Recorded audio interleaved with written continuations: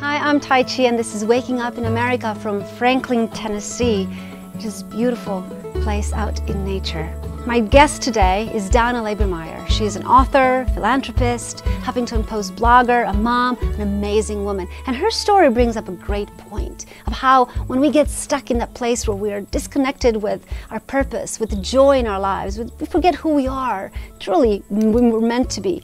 And if we're willing to get ourselves out and be open, vulnerable, to make the shift, to make the change, how we receive the healing. And then consequently, we have a chance to bring that healing into the world. As I was driving away, Donna and I met in Cincinnati in the Burnett Woods Park. I remember this song from when I was a little girl in the 80s. We are the world, we are the children, we are the ones who make a brighter day, so let's start giving. And then Michael Jackson did one with his friends that went, heal the world, make it a better place for you and for me and the entire human race. And as I was thinking about how I felt as a little child, believing that everything's possible, that a song could really heal the world, I thought, wow, how much more chance do we have these days with all the technology, with being able to be connected to that person across the globe and bring healing through our unique gifts just by showing up, making the change within. So here is my interview. I hope you enjoy it with amazing Donna Labermeier. Thank you. It's lovely to be here on such a lovely day in the park. Yes, in the park. So, you know, as I travel, I was in Nashville and I met this beautiful woman, Kendall. Yes. And she responded to what I was talking about, you know, really me through music. I try to, you know, encourage and inspire people to be the change that they want to see. Let's start with your own shift. So you had a shift that happened that brought you to what you do today. And yes. About 5 or 6 years ago, I would say, I was in a position of stay-at-home mom as well as caregiver to my aging parents. And so there was a lot of work to do to care for others, and I had been in the business world for a while, and so this was quite a change for me. And I think it's probably the hardest job in the world to be a caregiver. Yes. It's very difficult, and caregivers normally do not take time for themselves. They don't care about themselves, it's about everyone else. So I came to a point where I lost touch with who Donna really was. Yes, because you're right, you give so much that you just, if you don't nourish yourself and you don't take time, and like you said, that's the last thing that we want to do when we take care of somebody. Exactly, exactly. So I really started becoming quite depressed, and I knew that there was a purpose outside of myself that I was searching for, that I knew there was something else in addition that I needed to be doing for me. And I really was looking for a creative outlet, something where I could express myself and be who Donna really was and find Donna again. And this is a there's so many women that I meet, not just women, it's men a common too. Yes. common scenario, I believe. So my sister, noticing that I sort of needed some time away from the situation, she worked out of town, lived out of town, so she couldn't help really much. And she asked if I would go to a place called Canyon Ranch with her in Tucson, Arizona, which is a lovely place of wellness and nurturing, and that's really what I was in need of. And while I was there, I was introduced to energy healing, energy medicine, and basically it is how we use our own energies from our bodies to heal ourselves as well as each other. And I just thought it was so fascinating, such a wonderful concept, that really stuck with me. Came home from that trip and got back into my normal routine. So I sort of put everything I'd learned sort of on the back burner. One night, I was laying in bed and actually fearful that I may not wake up in the morning. And I just thought to myself, these medicines are not working that I'm relying on solely. There must be a way that I can heal myself.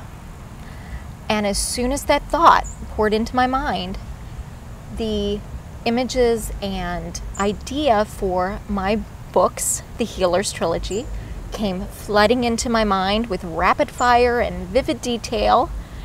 And the next morning I was still so reeling from this, and it was so vivid that I had to start writing it down. And ever since I started writing and getting that creativity out into the world and that positive energy out into the world, I've been well ever since. Wow. And so, okay, so then you started writing, and Yes. I hear this a lot. I hear, you know, we all know great artists will say the same thing. You know, it's in the past or history they call them muses. You know, because it is a part of artists are able to create these works that have a power to move a human heart, human Right. soul. I mean, what a gift! And yes, so you started writing, and through your gift of writing, you also incorporated your gift of empowering. This really was the perfect solution that came to me, and that's what I try to do through my books, is create a positive environment, messages, positive energy that can be given through my books, flow through my books to the reader, to the young readers, because they're young adult fiction, but everyone can enjoy them, and that radiates that energy out into the world. And it's just a very positive thing that I've tried to do with my books. I thought of starting what was called the Healers Trilogy contest, and it started during Teen Reading Week. And basically the idea behind it was to get kids, really encourage them to read more and to express themselves creatively and express who they truly are, and to allow them at the same time to give back to their schools and libraries, because with the prizes that they would win, I would also match that with their school or library that they would designate. So it was a win-win for everyone, and they were able to pay it forward through their own hard work. Wow. So they read more. They read more. They get these positive, really encouragement.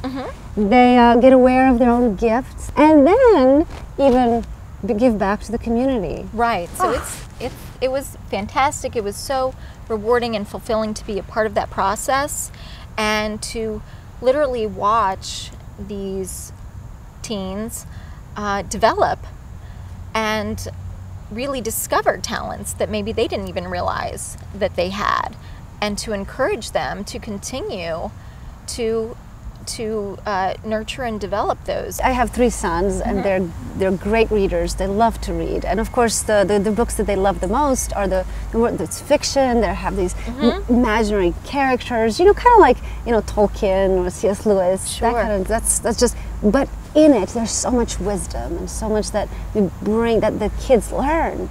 And so I am just always really looking for books that, in a clever way, get kids to read, and yet it teaches them great life's lessons. And so the trilogy is called The Healers. Yes. And so The Healers, and when we chatted before, you said that the healers, to find your own thing, your own, what is the uniqueness, your gift, to then help someone else. Because yes, through what we do, each one of us, when we show up, when we have the courage and the freedom really to do that, then we're able to really make a difference in someone else's life, and that's what it's all about. Right. The Healers are 7 children who are from countries from all over the world, all different countries, and they each have a different healing ability that's unique to them.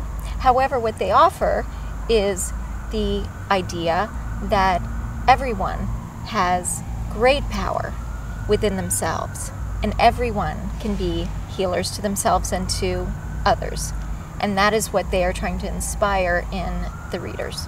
Everyone can do something to heal someone else, if you will, even if that is just lending a helping hand, helping someone do whatever they need to do, feeding someone when they're hungry, giving clothing to someone, giving a smile to someone who may be very, very depressed and maybe was thinking very dark thoughts, and maybe that smile really changed their life completely and create a huge shift in their life that day. I know. And you were responsible, and you don't even know it. I know, little miracles that happen. Little miracles. That's what being a healer is. I thank you so much for really touching all these kids' lives and really creating tremendous ripples in our world. Thank you, Donna. Thank you. And it's something that's so simple and yet so powerful and so beautiful that you and I, each one of us, can bring a little bit of healing into our broken world. So do something. Offer a smile, a hug, a helping hand, or maybe even post a beautiful, positive comment on social media. Do something to really bring the difference in our world. Thank you so much. See you next time.